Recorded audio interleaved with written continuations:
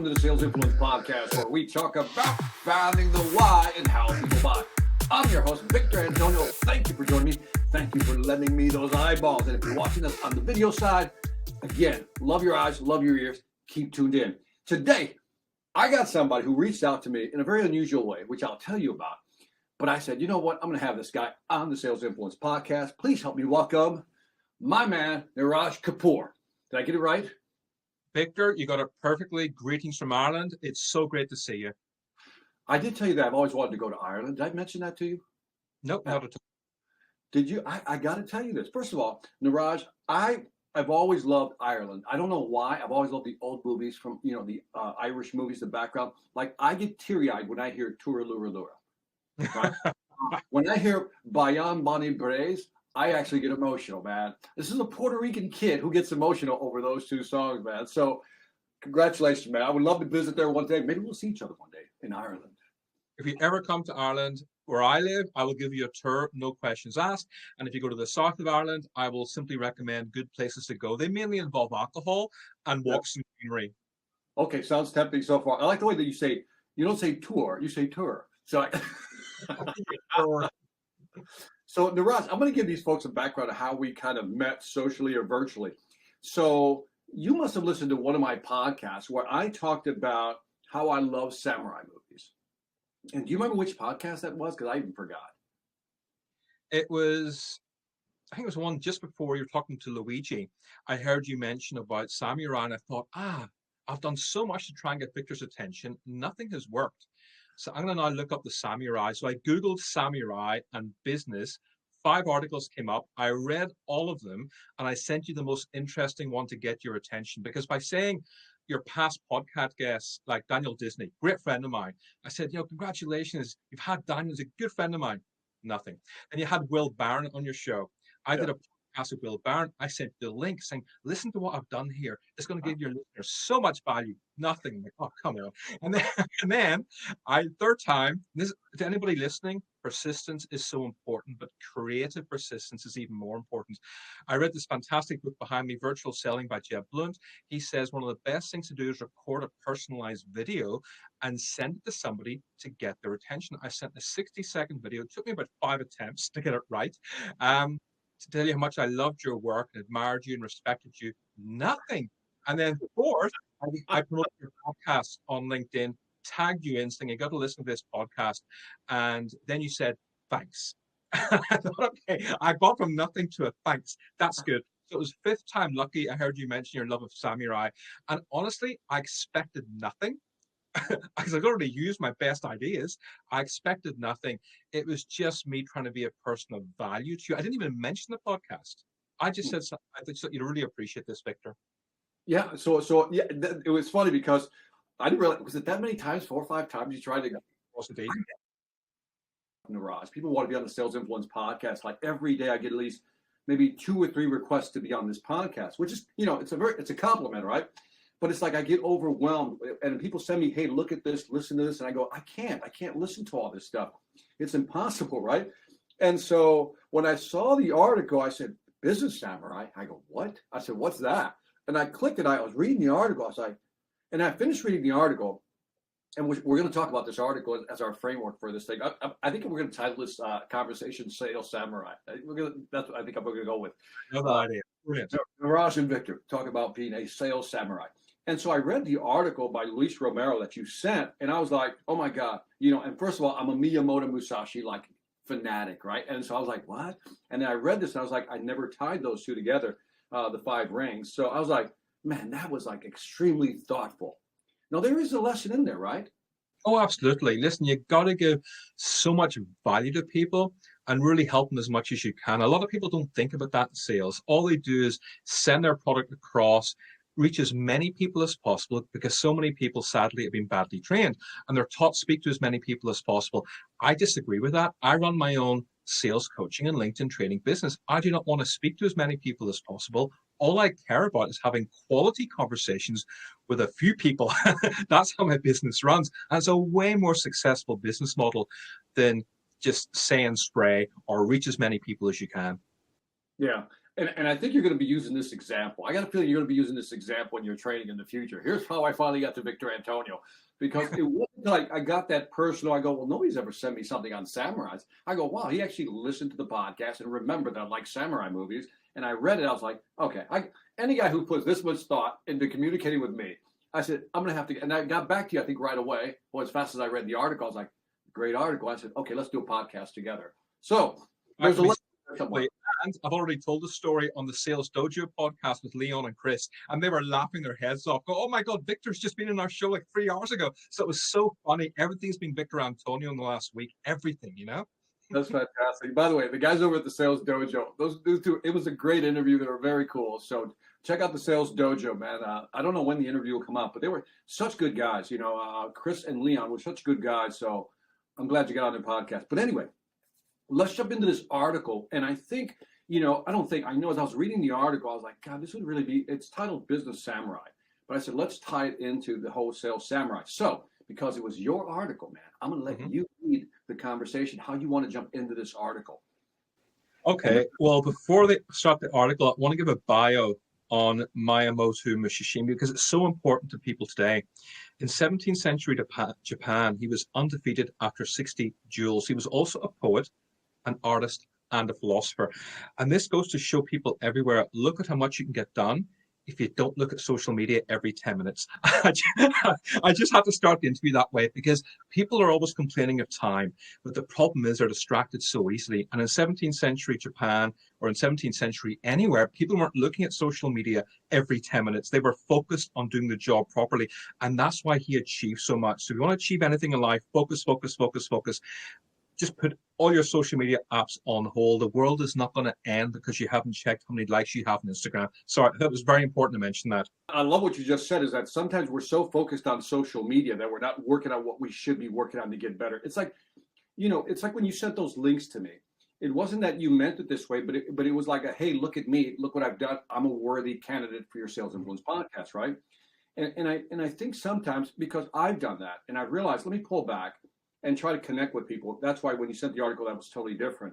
And I think too often, not you, not me, in general, it's always like, look at me, look at me. And we you know what I mean? We forget to be human and maybe create value. And I think, you know, when you look at Musashi's history here, like I didn't know until I read this article that he was a poet and a philosopher at the same time, which is where this book came from. So I think it's very fascinating. So let's frame this conversation now, Niraj, going forward. So he came up with a book called The Five Rings. Take it from there and let's get into each ring individually and how it applies to you, the salesperson listening or watching this today.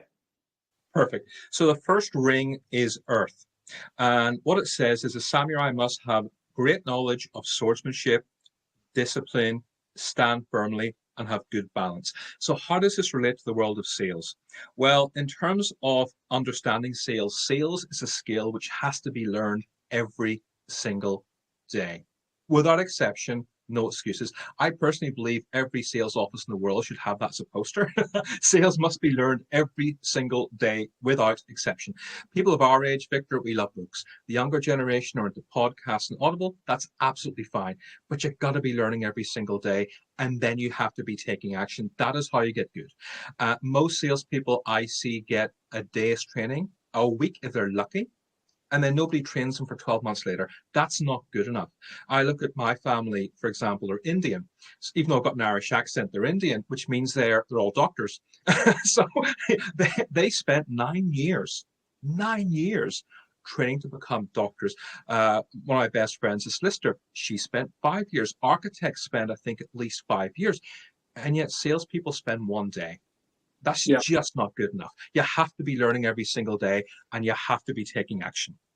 On this one, when I read Earth, and the words I plucked out was rigorous knowledge of swordsmanship, and it was rigorous knowledge not only of the sales process, but also rigorous knowledge of number 2, your product or service that you offer. Number 3, rigorous knowledge of the customer's market and their environment. If I can understand the customer's environment, my product, and how to sell, that to me was the earthy part, like the get dirty. I don't know why, but I went from earth to dirt real quick there. I was like, get your hands dirty, understand the market. What do you think about that? Oh, completely. I don't see people spending enough time really understanding their customer's market or their customer's customers. That's a big blank for most people. And you got to understand their world. You have to enter the conversation in their mind, but you also have to understand their market. You know, before I call any client, I spend at least half an hour researching not just their LinkedIn profile. I have a look at their website. I look at news stories. I look at blogs. I look at case studies. I try to find out who their competitors are. What are their competitors doing? What are they saying? Is their website functional? Is it commercial? Do they have a funnel?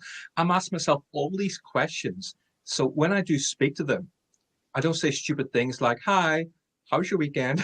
you know, or who do you compete with? I mean, that's just amateur art. You've got to cut that out completely. And I love the fact that you mentioned, look at their competitors, because I think by looking at their competitors, you can empathize with them more, because that's the challenge they're facing every day, right? You look at their competition, now you understand them. And I love the fact that we all know that we have to do the research. I mean, this is not rocket science here, but I think a lot of people get lazy.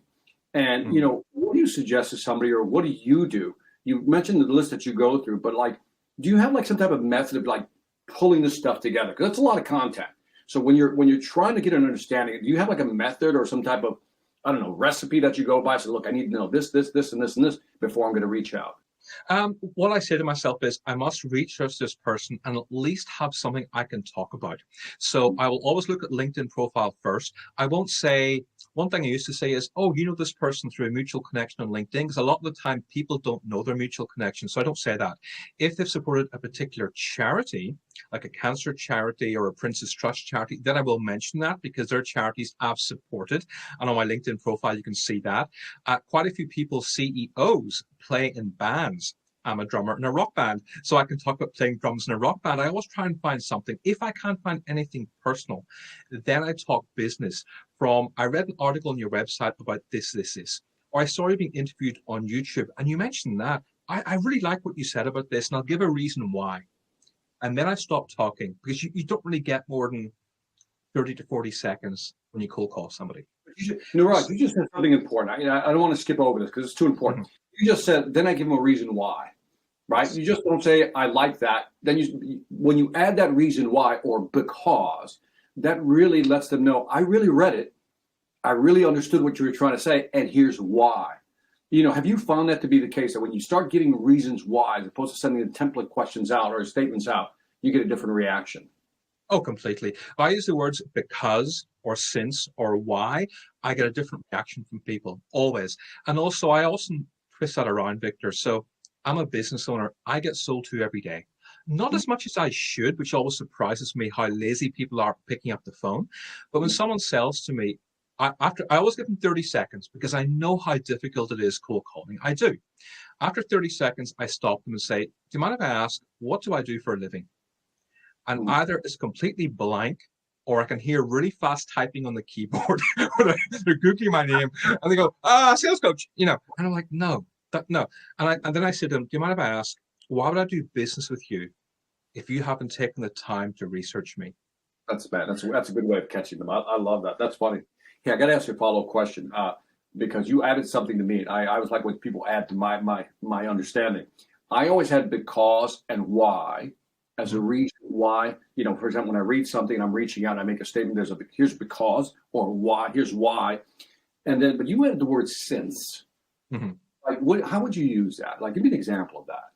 So I'm reaching out to you because, or I'm reaching out to you since I tried last time and I didn't hear back from you. My email may have ended up in your spam box, or maybe you just didn't read it because you're so busy. So I wanted to try again.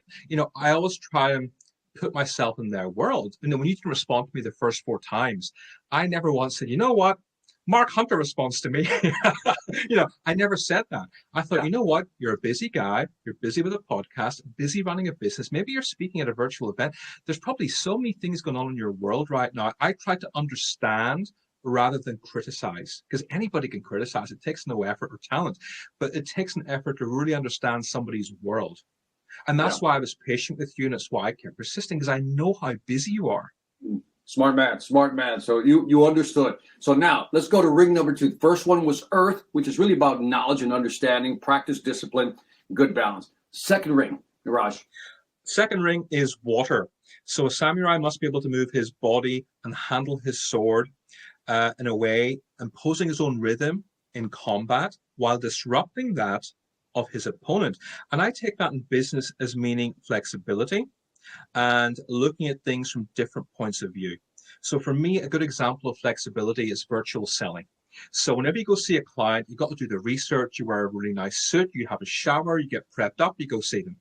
Yet when I do presentation training to salespeople at 9 o'clock in the morning and they turn up at 9 o'clock, I can tell they've just woken up 2 minutes earlier. They're unshaved. They look a wreck. Their hair is a mess. They haven't had their coffee yet.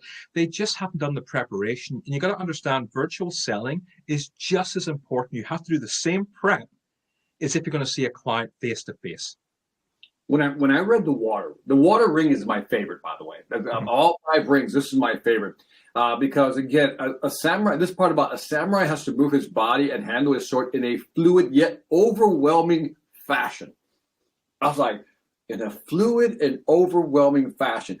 And this reminds me of I tell salespeople, you got to sell your way. You have your own movements, right? But I love that overwhelming fashion. In other words, let that come out a little bit when you sell. Like, sell your way. Stop trying to sell like somebody else. Stop trying to be the Wolf of Wall Street or somebody else, or Gary Vaynerchuk or somebody like that, because that's their movement, their style. And so that I took that away as also that style, but also we know adaptability is important, especially with virtual selling today, how we have to sell remotely. So that to me was my favorite one. Oh, that's fantastic. That's really good to know. Yeah, Wolf of Wall Street, as entertaining and as brilliant as a movie it is, it's caused so much damage to salespeople everywhere around the world because they use that as a template of what sales could be. Of course, it's not. It's the complete opposite. And with Gary Vaynerchuk, I've had a lot of salespeople curse at me. Not in a bad way, just to express themselves. Gary Vaynerchuk can do that. You shouldn't be copying him. Give me your voice. Give me your personality. Don't sound like other people. And of course, that does come with experience and age. But it's very important to find your own voice, your own truth, and your own authenticity whenever you speak to clients. I think in this case also, one of the things we should layer on top of this, when it talks about fluidity, it should also be about learning.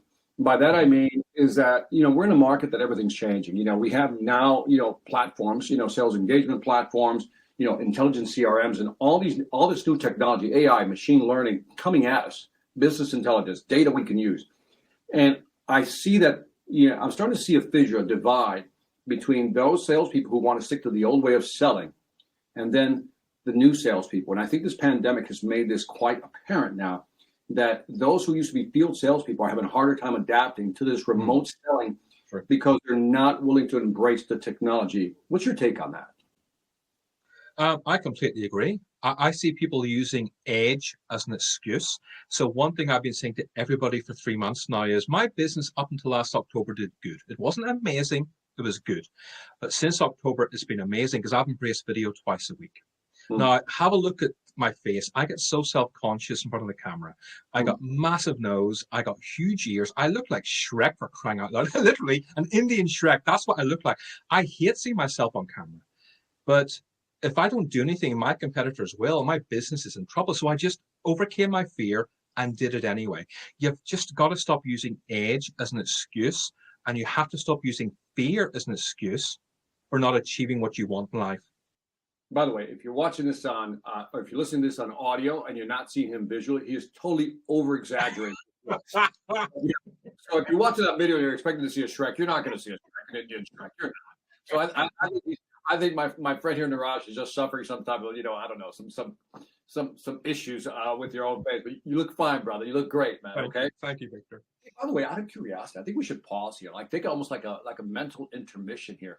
And so your family is originally from India, but you live in Ireland.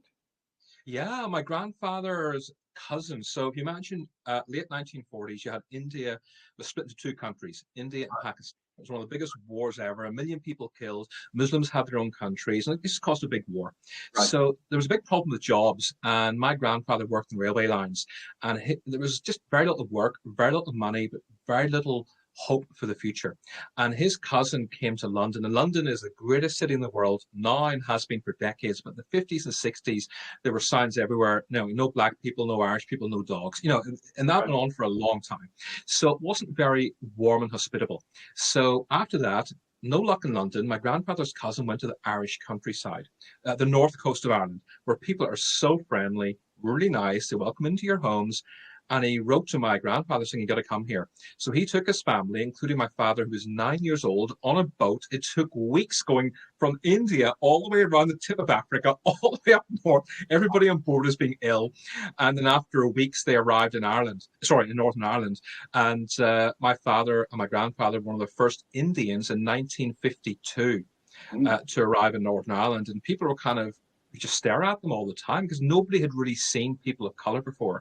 But it's incredible. So my father, he's like first generation immigrant, whereas I'm quite lucky. I grew up here and I consider myself westernized. And at 18, I left to become the first Indian Bon Jovi. I failed horribly because I had no talent. I was a good piano player, a great drummer, decent songwriter, not a great singer. I was like one of those delusional people you see on reality shows who think they're brilliant and can't sing. And sadly, that was me. So I failed horribly. And the only job I could get after a year on welfare with no qualifications, struggling, the only job I could get with no qualifications was sales. And that's how I ended up in sales in London. And I lived in London for 25 years. I worked in London. It was an amazing experience. I traveled the world, loved it. But then sadly, I got divorced last year. And it caused unbelievable pain and heartache. And then I went into lockdown and spent 4 months by myself. And that really messed me up quite badly. My parents said, look, come home. All your work's online. You'll have fresh home cooked food. You've got company here. And it's the smartest thing I did. I've come back home temporarily. It's been about 5 months now, but the best thing I could have done. Sorry, that's my life history in 90 seconds. Oh, I love it, man. I love immigrant stories, man. I'm a sucker for immigrant stories, man, especially ones that are so, like there's this dichotomy, right? There's an Indian who lives in Ireland. What town in Ireland do you live in? I live in a town called Antrim. It's about 20 miles north of Belfast. So Belfast is the capital of Northern Ireland. Dublin's the Belfast of the south of Ireland. And Antrim is about 20 miles. Small working class town. You go to the bar wearing tracksuit bottoms. You get pregnant at 13. It's that kind of working class town, But wait a minute. So what's the name of the town again? It's called Antrim, Antrim. And it's evolved a lot over the years, thankfully. And it's become a bit more culture, but it's still a working class town. In the evening, everything that's open is a bar or a takeaway. That's pretty much your option. So it's still a very working class in its roots. I get that because my family's originally from Puerto Rico, the island. And so back then, when my mother and father were coming up, I mean, it was like, it was like industrial revolution time. There wasn't a lot going on. They were working on the farms. People got married at 13, 14, 15 years old, which seems like weird today. But I mean, 50 years ago, 60 years ago, that was something that was very common. And so I think that's interesting to have that background. And so your parents came. How was your upbringing there? I mean, when you were coming up, what was your perception of things as a child? Until the age of 11, life was beautiful. I was the greatest overperformer. I was a straight-A student, captain of the football team, head of the Cub Scout. Life was perfect because kids until that age are pretty cool, decent to be around. And when they become teenagers, unfortunately, many of them become assholes. There's no nice way to say that. They just do. And they hang around little cliques. And whenever you get bullied because of the color of your skin, sadly, most kids will not stand up for you because they're scared. And in many cases, ignorant. And many people hadn't left the small town we grew up in. They've never traveled the world. There was no internet. Nobody knew anything. And so I was a colored kid. So I got every abusive, offensive word you could imagine. It was really difficult. And when I told my father about it, he said, just work it off. But you can't say that to a teenager. And so I got into a lot of fights. I got into a lot of trouble at school. Everybody thought I was a badass. I wasn't. I just didn't like people being horrible to me because of my skin color. I couldn't understand why people had such hatred. It just made no sense to me. Even now as an adult, it makes no sense to me why people do that. But it really hurt. And I got into a lot of fights. I failed at all my exams because I was thought of as being a bad child, a troubled child, but I wasn't. I just didn't like being picked on and bullied. And I just hated school. I didn't like the teachers. I didn't respect them. So I left school with nothing, no qualifications. And I thought, you know what? I love 80s rock music. I'm going to be a rock star and prove all of you suckers wrong. And that was, I recorded demo tapes with all the money I saved up stacking shelves in the supermarkets. I was so naive. I just recorded 3 songs, went to London, went to CBS, Epic, Virgin Records, Warner Brothers, all the companies back then, and give my demo tape. I had no fear. I just walked inside saying, I'm going to be the next Bon Jovi. I'm going to be the next rock star. And they took my tape and said, thank you. And I left. And I'm like, okay. And then months later, thank you. You're not what we're looking for in the post. And that was it. And I'm like, what do I do now? And I felt so ashamed. I couldn't go back home because I had nothing to go back home for. So it was quite a shock to the system to have your dreams crushed so early in life. But you know what? It led me to sales. So I'm grateful those hard times happened, because sometimes you need the really hard times until you have the good times. So draw the connection for me. Draw the connection for me. You come up as a kid, you're bullied, you're in an area where people are kind of like, you're strange. I get that, trust me. And then you try to become a rock star. That doesn't work out. So throughout all that, when you get into sales, apparently you're not afraid, because anybody who records a demo just decides to go to one of the big record companies and says, hey, check out my demo. Mm-hmm. I mean, it takes a lot of cojones, right? A lot of guts to do that. So how do you think, how did you get into sales? Specifically, how did you get into sales? What was your first sales gig? I was on welfare in England, welfare is horrible no matter where you are. And one day there was a knock on the door, and nobody knocks on your door when you're on welfare. And you never answer the door either. And the person kept knocking, and it was my father. And he came to my house. My father was kind of ashamed and embarrassed. He's a very respectable man. His son's unemployed in London. And he had a talk with me saying, look, you can't live like this. This is embarrassing for me. It's embarrassing for your mother. So, come on, you've got to get work. When you get a job, life will make sense again. I didn't quite see it that way. I just saw that I'd failed. I was angry. I was bitter.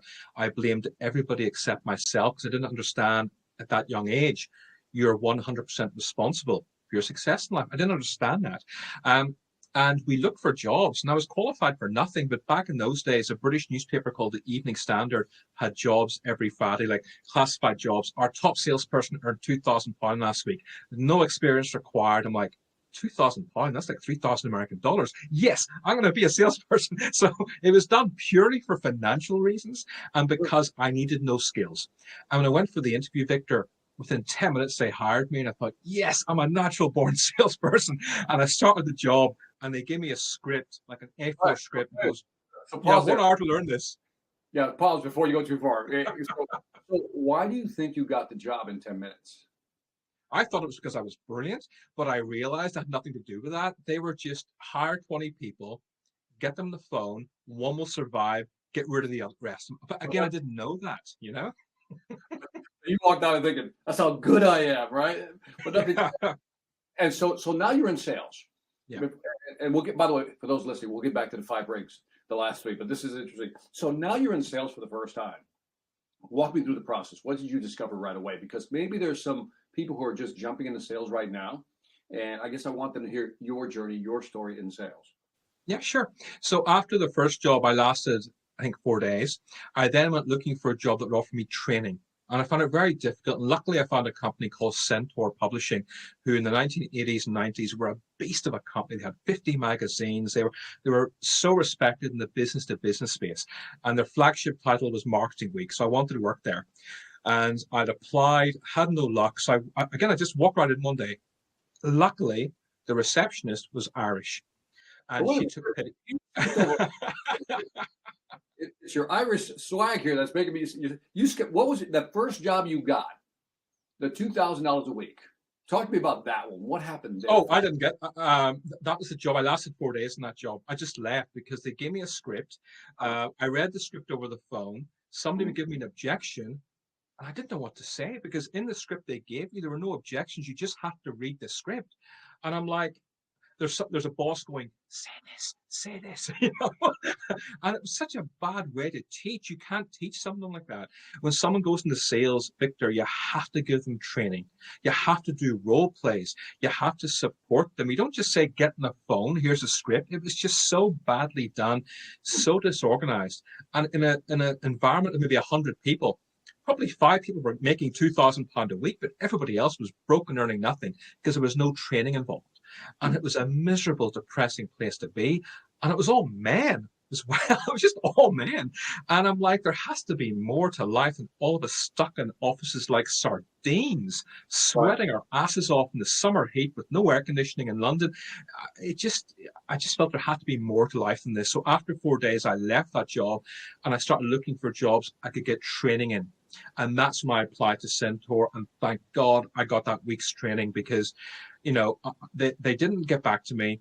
I walked into the office saying, look, please hire me. Luckily, the receptionist was Irish. She introduced me to the HR manager who was coming back from her lunch. She met me, gave me the interview, 1 hour long.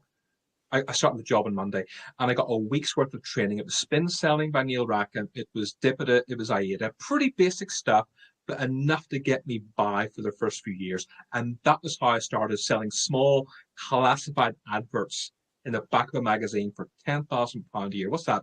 $15,000 a year. I mean, how bad was that? But it was the start of my career in sales. But it's interesting how, when you go to the one that you only lasted 4 days, I mean, the highlight there is obviously you got to train your salespeople and have people 100%. have the onboarding process. I think today we're appreciating onboarding more than we did, let's say 20, 30 years ago. We're starting to understand the cost of churn of, employees leaving. So I'm glad you finally got the training. I'm a fanatic of spin selling. I was one of my first sales book. I still love it. People say it's dated. I'm like, not really. It just needs a little adjustment. So I love spin selling by Neil Rackham. So now you're training, now you're selling. So on that note, let's go to the third ring. So we got Earth, which is really about understanding the product, understanding the market, understanding business. 2, water, be fluid. As Bruce Lee says, flow like water, be like water. Let's go to the third ring. Okay, the third one is fire. This is where the samurai must be vigorous, must be able to move quickly in any direction, strike his sword cleanly at any angle. So how does this relate to business? Well, you got to process information quickly. You got to act decisively to seize opportunities before your competitors do. And I kind of take this as lockdown. So all of a sudden in lockdown, March 2020, I couldn't see my clients face to face. All their staff were put on furlough, or sadly, 1 or 2 of my clients lost their jobs. I'm like, oh God, what do I do here? So I did the old Brian Tracy thing of I got a pen and a piece of paper and wrote down 20 solutions. It's a brilliant exercise to do because the first 8 are easy. After number 8, it's really difficult. And I come up with, launch a podcast, run a masterclass, learn online, take up Zoom, build my online course, finish my second book. And I achieved all of that. I achieved more last year than what I've achieved in the last 3 years out of pure fear and necessity. So it's amazing what you can do when your back's against the wall sometimes, but ultimately it's adapting to a new environment and learning new skills and selling different ways. That's my understanding of it. I've talked to so many people, like literally so many people, when everything was locked down, March 2020, I've talked to so many people, and it's really interesting that the majority of people said, you know what, I got to figure this out. And they just started doing things differently. As you said, they went through the 20, bullet point exercise to try to figure out what do I need to do differently. And I think, again, there's a big divide. Some people just are waiting for everything to go back to normal. The smarter people are just figuring this out. When I read this one, fire being the third ring, the word it had, fierceness is the key to creating opportunities and seizing time.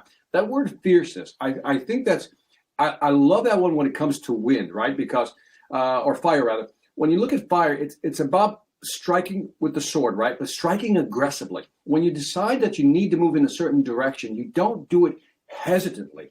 Yeah. You strike with fierceness, and that's what I got from that one. I certainly understand that. When I started doing master classes, I didn't say it would be nice if I did a master class. Let's just try one and see how it goes. No, I went all in. And the first master class is like anything. I was sweating so much. I was so nervous. And despite the fact I've got so much experience presenting face-to-face, presenting to boards of directors, it's much more difficult presenting to a tiny little hole on the screen. It's much more difficult. It's harder to pay attention. You can't spend as much time doing it. People get more restless. You pick up body language easier. I mean, it's very different. And that's why I keep saying you got to be training yourself. You got to be reading books like Virtual Selling. You got to be understanding how to present, because so many people don't. They present to me, or I see my clients presenting, and it's like, oh, God, you're looking down on the camera. Don't do that. And I can see you're possibly wearing tracksuit bottoms with your shirt. Don't do that. And don't put your bed in the background. At least try to have a decent background that says something about you. That's important. Yeah, the fiercest to me, the fire part is you got to do it with intentionality. Like you said, you got to be all in. And sometimes I think people aren't all in. They go, I think I'll, as you point out, I think I'll do this. Where other people are going, no, here's what we're going to do. I have no idea if this is going to work out, but I'm doing this. We're all in. And I think sometimes we miss that. There's a lot of people who just don't do it with that type of intensity. Maybe fire should be more like intensity. You know what I mean? Let's do it. Let's go all in. Let's commit, man. That's what I loved about that third ring. So now take us to the fourth ring, man. Okay, the fourth ring. So we've got earth, we've got water, we've got fire, and the fourth ring is wind. So the samurai must be alert of his surroundings in order to use topography, weather, lights, and shadows to his advantage. So in terms of business, you must constantly be learning from your competitors, be at the forefront of innovation to stay ahead. Market trends, opportunities, and threats are only visible to those who stay alert. I love that. So for me, it's about standing out from the competition, because look, the competition will take a lot of money from you. They'll say all kinds of bad things about you, but you've got to stand out. And when I started my own business, I wasn't standing out from my competition. I just couldn't understand why. And when I got a coach, she says, well, Niraj, you have all this ability and skills, but it's not in your profile. It's not in your messaging. I can't tell how you're different from your competition. So now everything I do is different from my competition. So my competition will share lazy motivational quotes 4 days a week, or they'll share entrepreneur.com articles. Me, I'm posting videos once a week. I'm posting documents once a week. I'm posting so much value. They're posting motivational quotes. I'm talking about the charity work I do. They're just liking posts. You know, I am liking and commenting on posts of people I want to do business with. They're not even doing that. So I'm always looking at my competition, being very aware of their behaviors, and also showing a bit of respect, because you have to respect the competition. You can't just say they're bad, but at the same time thinking, how do I create almost not blue ocean strategy, but how am I different to my competitors, and how do I stand out? And now the last 3 months, I'm getting incoming inquiries. I'm getting business that my competition aren't getting. And as a result, my competition are now spending 7 to 8 hours a day on Clubhouse, running their own events, desperately trying to find business because they can't find business elsewhere. So that was my understanding of it. Yeah, when I looked at wind, I like the word topography. That kind of highlights the right. The landscape has changed, and it's the ability to see that the landscape is changing. As I watch old samurai movies, I always know that it's almost like Sun Tzu Art of War. Even which side you stand on, high valley, low valley, you know, sun behind or sun in front of my eyes. There's always this positioning. You have to understand your environment. You mentioned virtual selling a couple of times. So there's 2 great books out there. There's the one by Jeb Blunt. My good friend Jeb Blunt, Virtual Selling, which I think is a good, I like to call that more of a B2C book. And then there's the Virtual Selling by the Rain Group, which I think is an excellent book if you're an enterprise B2B complex sale. Those are 2 great books that really try to, I guess, help you understand this new topography, because the wind has shifted everything. And now we need to understand that, and its ability to kind of maneuver within that is what you're highlighting. And then the biggest one is, what is my competition doing, and how can I outdo that competition? So I love that one. Now, the last one's going to be a tricky one, man. So I'll let you introduce the last ring, because it's really a tricky one. Thank you. So the last one is emptiness. So you must be able to apply these qualities depending on the situation. Filling a market void is a driving force of every business. So what does that mean at business level? Well, you know, it's just as a samurai would lose a duel by forcing the wrong technique in any situation. So in other words, don't just sell for the sake of getting your commission. Don't sell with dishonesty for the sake of hitting your target. I see a lot of people do this. The worst sales calls I get are towards the end of the month, usually the last 2 days, where people are so desperate, Victor, they will say anything to get a deal. And it's like what my father always says, there's no such thing as 99% integrity. That's really key. What were your takeaways from that? When I read The Emptiness, and by the way, I got to go back a little bit and just give credit. This is an article written by Louis E. Romero, Forbes magazine, titled "Become a Business Samurai with Musashi's 5 Powerful Lessons." So I want to make sure he gets credit there, and I'll put a link in the show notes as well. So his definition of emptiness was, once a samurai has mastered the combat technique resulting from the first 4 elements, he must then let go of everything he knows by forsaking any preference for one technique over another. And that stunned me. The whole article, that one was a stunner, because I come from a point of view is that once you absorb everything you need to absorb, then you almost have to let go of the technique. In other words, whatever comes your way, your body will tell you, your mind will tell you what you need to employ at that very moment. So the fact that he said, empty yourself, become empty, and then the techniques will choose themselves given whatever situation you're confronting. I thought that was pretty cool. That was a great way to summarize the 5 rings. I mean, do you see it that way, that you got to kind of let go sometimes and let the thing happen, let the sale happen? I never thought about it that way until I read this article. And that's why I love reading all the time, because you always pick up things you don't think about, or you often learn things in a different way, or sometimes you just learn something that just slipped your mind. And that's why I always say to everybody, if you want to succeed, you've got to be learning every single day without exception, because that's how you become better. But I think it's a very good point, learning everything and letting go and letting it happen. And it's something I never thought about until I read that article last week. I'm going to put you on the spot. Give me an example you think, and I'm going to ask this question slowly so you'll be able to kind of come up with an answer, because it's a tough answer. I want you to think of a moment, when you think about emptiness, where a moment where you just let go. You were in a sales process, you're in a sales situation, you're in a business situation, and you decide to let go. Do you have one? It's a tough one. I'm going to improvise on one. So you just let go. So I've spoken to a client about working together. And just before I mention the price, I recap their needs, which I always do. I'll give them a list of the solutions I offer. I mention the price, and then I just be quiet and I let go. And I just be quiet for 10 to 15 seconds. Most salespeople can't do that. They have to keep talking, and so many talk themselves out of a deal. And just letting go and waiting to hear what the customer has to say is really important. Do you think that's a reasonable example, or can you give a better one? I like what you said, because I think, when we're talking about the topic of emptiness, right? I think the pause is a perfect example of emptiness, right? It's just shh. And a lot of people have a hard time with that. Just you say what you have to say and just shut up and let the customer fill the void.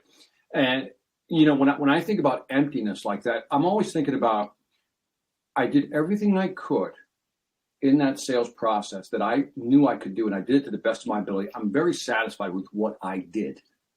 And then I let go. That's my definition of it. I let go. I gave it my best. And I walk away from that situation going, that was my best. When I do a keynote, I always ask myself, was that my best? I go, that was my best. And what I've learned is that it doesn't psych you out.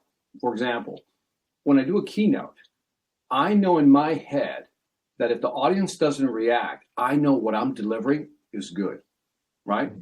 And so I don't let an audience psych me out anymore. Just like I don't let customers psych me out. We all had that customer. We're talking to 3 or 4 people, and there's one guy or gal with his arms crossed and giving you the twisted face. Right? Yep, I've had that. And I don't let that person mess with me anymore. I let go of trying to win the person over. I just deliver what I know I can deliver. I think, to me, that's letting go. That's actually really good, because when I started 3 years ago, after I set my own business, having done 25 years in sales, I remember one of my first few talks, a lady in the front row was looking at her phone, and she was texting while I was talking. I said, "Excuse me, I'm talking here. Can you put that down, please?" I literally told her off, because I was so upset. It's so rude. Now I don't do stuff like that. They choose to do it, let them do it. I'm going to focus on the people who want to learn from me. And that's a very hard thing to do. You've really got to put your ego aside and not be upset by something like that. And that's a good example, Victor, of letting go. Yeah, I like that. For me, there's 2 things to that I think is really interesting. There's something called the fundamental attribution error. And the fundamental attribution error is that you see a situation, and then you think you understand it, and you call it out, right? Or you get mad. Like, you called me, you tried 5 times to contact me. By the 5th time, you could have said, he's such a jerk. That's it. This guy just thinks he's too good. He doesn't want to talk to me. But you didn't do that. That's the fundamental attribution error. Was, he's a jerk. He's never paying attention. What's the point? right? You superimposed that, your thought process on me, but you didn't do that. You avoided that. And you just said, no, let me keep trying. There's something else. And too often we psych ourselves out. Like that lady is a perfect example of fundamental attribution, or could be, hypothetically, that maybe, what if she was on the phone because her son, making this up, by the way, her son was in the hospital and she was waiting to get updates. Had nothing to do with you. It had everything to do with getting updates from her son, right? Now, imagine you had said that, hey, put that phone down, and then she explained that to you. You'd be like, oh, I'm such an idiot. You know what I mean? Because we all do that sometimes. We just kind of superimpose what we think. So that's how I see it. Hey, you mentioned something earlier. If I can go back to it real quick. You mentioned that you had a coach. Mm-hmm. You mentioned it very quickly, that you talked to your coach. And so talk to me a little bit about, because you're a guy who is a coach. Yes. You know, and by the way, I'm into coaches. You know what I mean? If I need a coach, I'll go get a coach. So talk to me about a coach being coached by a coach, and why would you need one? And just a little background. I think it's always interesting to let people know that we're always open to other people even helping us. Of course. Well, the last recession we had in 2010, I was a top performer. I was working for a big British newspaper called the Guardian newspaper group. I was running their events division, and I was the top sales guy. And I lost my job. Everybody else was losing their job way before me, but I kept my job until the end. And I'd asked the MD for a pay rise. And one day he brought me into the office. And I thought, yes, I'm going to get my pay rise. I'm going to get my dues. I'm the top performer. And he told me I was being replaced by a graduate. I'm like, what? Because they wanted to save $30,000 a year. I was so insulted and so offended. After 6 years, they would treat me that way. He shook my hand, said goodbye. That was it. No leaving party, nothing. I was so hurt. I went this very dangerous path of self-pity and self-destruction, which I hadn't had for a long time. And my father, my wife at the time, my daughter, then had an intervention saying, look, you're depressed. For 3 months, I had no work. I couldn't get a job because I would go to interviews and I would say, I can't believe they treated me so bad. I was the top performer. And I would get emotional in interviews. And nobody wants to hire someone who's that insane. And so I went to the bookshop to look at some self-help books because I realized I was depressed. I went to look at some books on depression. And I got there, and it was, with the greatest respect, it was full of middle-aged ladies in cardigans and sandals. So I rushed back downstairs to the magazine section to read my sports magazines. I love sports, read my sports magazines. And on the way there was a magazine that caught my eye saying Success Magazine, How to Improve Your Life. I thought, okay, and I read it. And it was so emotional. There was Tony Robbins, there was John Maxwell, there was Jim Rohn, all these amazing people telling me things like, the secret to living is giving. And the more you learn, the more you earn. I'm like, really? And everybody needs a mentor and coach. I had no idea. And within 6 weeks of reading this book, and I think I bought the 7 Habits of Highly Effective People. I bought a Tony Robbins book, and I think Think and Grow Rich. They were the 3 books that started me off. And I loved reading. I couldn't believe how much fun this was. I'm like, I'm learning so much. And I became better. And I got my first job at a FTSE 100 company, which I guess is the American equivalent of a Fortune 500. And after I got the job, I asked the guy who was really successful, my boss, how am I going to succeed in this job? And he goes, 2 things. First of all, I'm going to coach you. And second of all, you're going to coach your team. That is how you're going to have success. And I'm like, okay, sure, why not? And the next 5 years of my career were the best 5 years of my life in terms of success, salary, earnings, winning the Chief Sales Officers Club. Coaching took me to another level of learning, of understanding myself better, of personal development, of doing charity work. And when you start doing charity work, the CEO and the board of directors started noticing me, as well as my performance. They realized this guy's a good guy. He's making a difference. And all of a sudden, my career went to another level. So now I have my own business. I still get coached as well, one-on-one, because my coach keeps me accountable. My coach often sees things in my business I don't see because I'm so closely attached to it. And my coach pushes me to a higher level. That's what you want. Every athlete has a coach. Every top entrepreneur has a coach. Why don't top salespeople have coaches? Well, they do. The problem is it's the rest of the salespeople who don't have coaches, which is why they all struggle so badly, and it's why they consistently miss their targets. When you have this coach, I mean, give me an example if you don't mind sharing, because it's always good to kind of like share this type of stuff with people. Like, give me a moment when your coach kind of shifted your perspective that 1 degree and that's all you needed to see things differently. Oh, perfect. It was last year, and I was talking earlier about competition. And she goes, Niraj, I know what you do, but I don't see it in your LinkedIn profile. I can't see it in your website. As far as I'm concerned, you're just a sales coach like everybody else. I'm like, all these things you're telling me, why is this not in your LinkedIn profile? And by the way, why aren't you doing video for? Stop making excuses about your age and your bald head. Come on, just do this, okay? I have faith in you. You have more ability than you realize. And it makes me sick that I don't see your talent out there, Niraj. Now, shit the effing video of me. She really laid into me. And I'm glad she did. And that's why I hired her. You don't hire a coach to be a friend and hold your hand. You hire a coach to give you the best advice possible. And my coach, she doesn't mince her words. She's brilliant. She's very British, north of England, really working class, hardcore, and that's the kind of person you want. She fights my corner and she tells me things that someone like my mother would never say that to me. And that's why you need a good coach to help take you to a different level. I love that. I think those are the best coaches. And I think sometimes, we stop ourselves from doing things because we overthink the process. In your case, using your context is like, I just don't look good on camera. I just, and you start coming up with, I don't look good on camera. I don't know if I'll be able to communicate. And you start telling yourself that you give yourself this narrative. And it stops so many people from being successful. People ask me all the time, I said, Victor, why is your podcast so popular? Why do people know you? Because I put stuff out there. I hated my first videos. Told it just like you, man, I hated my first videos. And so I just said, but it's the content. And it's content, but also caring, that you really care to help other people. And I love the fact that you keep talking about charities and your participation in charities. And out of curiosity, do you have a favorite charity? I don't have a favorite one, but the one that tends to get the most attention is Movember.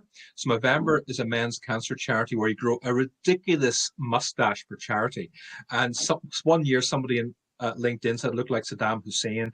This year I look like a biker because it's a big long Lemmy from Motorhead. Yeah, so that's actually a fun charity to do because everybody keeps commenting, and because we've been embracing videos since last October, throughout all of November, my mustache got more and more ridiculous. And people are commenting more on the mustache than my content, but it showed my character. Because it's not just sharing value to people. You want people to see your personality. A lot of people think business has to be so serious. And sometimes business can be fun. Sometimes business should be, like Brendan Bouchard says, bring the joy, And I had so much fun last November engaging with people who kept saying, I love your mustache. Great video, by the way. But I loved your mustache. And why do you have this? A lot of people don't know what Movember is. And because quite a few of my friends have lost their fathers from prostate cancer, that's what it is. So I'm kind of doing it to honor them, but also the charity is taking on a bigger meaning because it's prostate cancer and it's mental health. And up until about a year ago, nobody really knew what mental health problems were in men. Or if we discussed them, it was discussed very quietly. Nobody really talked about it openly. But in the last year, mental health has become such a big deal, thankfully, that people are slowly starting to discuss it and talk about it. So for me, as somebody who went through a very painful divorce, who went through so much loneliness and isolation and pain and heartache, and then spent 4 months in lockdown living by himself, where I'd often go for days without seeing a human being. You can see them online on Zoom, but it's not the same as hugging somebody or seeing a friend. That affected me really badly. That really affected me in ways I never thought. It really struggled. Every time I got kicked down in my life, Victor, I always find the strength to come back. But loneliness, isolation, divorce really hit me so hard. That's why I moved back to Ireland. So all my stuff's in storage. I took my laptop, my clothes, even my drum kit, everything's in storage. I brought back about a dozen sales and business books, and that's it. And 2 suitcases in my car, and everything's in storage. And I came back to live with my parents because I had to address myself. I had to sort my mental health out because how can I help my clients out if I can't help myself? So I spent several months working myself and everything from coaching to reading Mark Hunter's book, A Mind for Sales, to speaking to people better than me, to joining mastermind groups, to really working on me. And come December, boom, I'm back, baby. My confidence is high.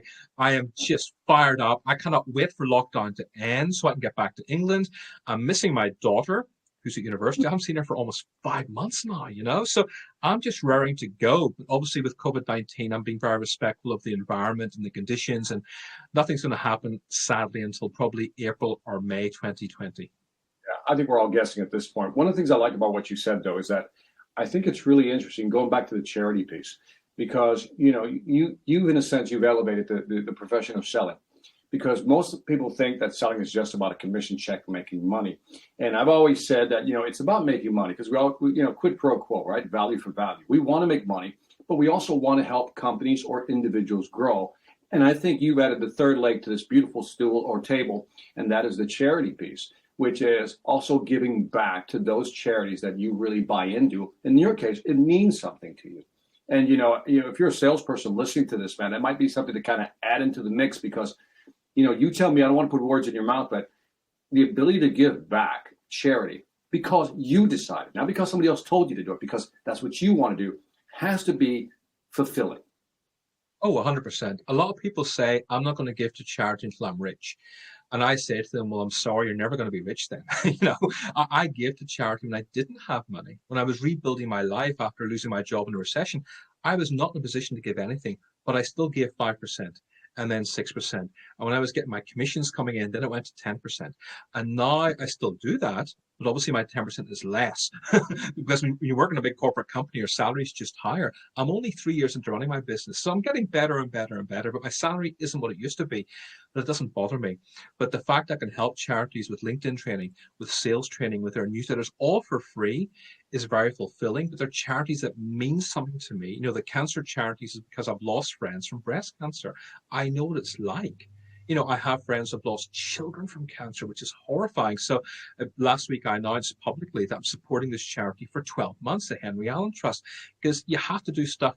When it's almost like Simon Sinek's why. When your why is big enough, you're amazed at how much you can achieve in life. And my why is big. It's about making a positive impact in the world. Like what Steve Jobs said, a positive dent in the universe, but it's making a positive impact in the world. And when you come from that place of service, it's amazing how much you can achieve, but also how much you can be fulfilled by the process as well. I think that's the line I like. It's the fulfillment piece, because I think that is, again, money is important. We want to help our customers. But if you can do some good, the positive dent in the world, so to speak, and it fulfills you, I think that's the trifecta of selling, man. So thank you for elevating the game of selling. Niraj, let the folks know where they can find out more about you, my friend. I always say to people, go to everybodyworksinsales.com or email Niraj at everybodyworksinsales.com. No matter how many times I say that, everybody connects me on LinkedIn. So I'm going to try reverse psychology. Connect with me on LinkedIn, please. Do not go to my website. All right, we got it. All right, on that note, this is Victor Antonio signing off real quick. By the way, thank you for tuning into the Sales Influence Podcast. Give me some feedback on iTunes, Stitcher, YouTube, Pandora, Spotify, wherever you find this podcast. Also, when you get a moment, check out Niraj's LinkedIn profile and his website. And after you do that, go to the salesvelocityacademy.com. Check out the new courses we got. We got some new fast classes that I think you'll enjoy. And on that note, this is Victor Antonio, always reminding you that selling ain't hard when you know how. And you donate to charity once in a while. Take care.